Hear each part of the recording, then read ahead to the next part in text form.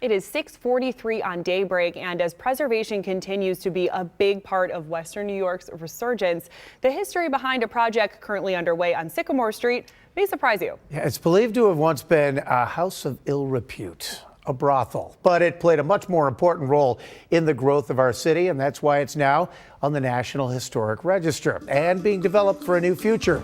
This morning, the unknown story of the Eliza Quirk House. Within Cheektowaga's United German and French Roman Catholic Cemetery is a bit of hidden history. She was this really interesting character. She was known from New York City to Buffalo as a notorious courtesan. A fancy word for a lady named Eliza Quirk. And that she was known for her bold, bad life. A lady of the evening, that is. And she really appeared to be one of the most famous prostitutes in Buffalo's history, and certainly during the Canal era. But what makes this story unique brings us here to 72 Sycamore. We found this so interesting on so many levels. A woman who was an immigrant from Ireland, who was a prostitute, who was able to build her own brick house. So interesting that after years of hard work by Preservation Buffalo Niagara, it is now listed on the National Historic Registry. The building dates back to 1848, built by Eliza Quirk as a boarding house, one of very few that still exist. Some say during those early years, it also served as a brothel. 2 years ago, it came very close to being lost to history as a fire destroyed its twin next door. But this was not Eliza's first home.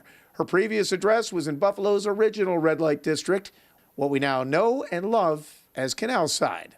She originally lived and worked there, and she owned 2 wood buildings there, and one of them burnt, and she got $1,000 in 1845 for insurance. She used that insurance payoff to elevate herself socially, building this brick house that now has a new future. It is just your classic background building. It's this red building on the corner of Michigan and Sycamore. You just don't notice it. Preservation Buffalo Niagara plans to restore the building, put in a new building next door, and turn it into their new offices, space for workshops, and housing.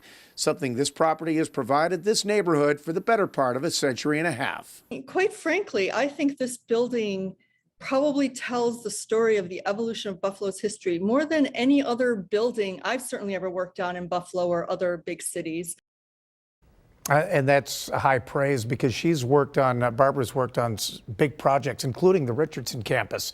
So, but right now they're in the process of trying to secure historic preservation grants to get this project. They hope to have it complete by 2023 if all falls into place. There is something special about that. I remember that fire and the fact that the one next door burned down and Eliza still stands today. There is something for certain, something special about that one. Yeah, and hopefully something special in the future. Yeah, definitely. All right, right now let's check in with Dave.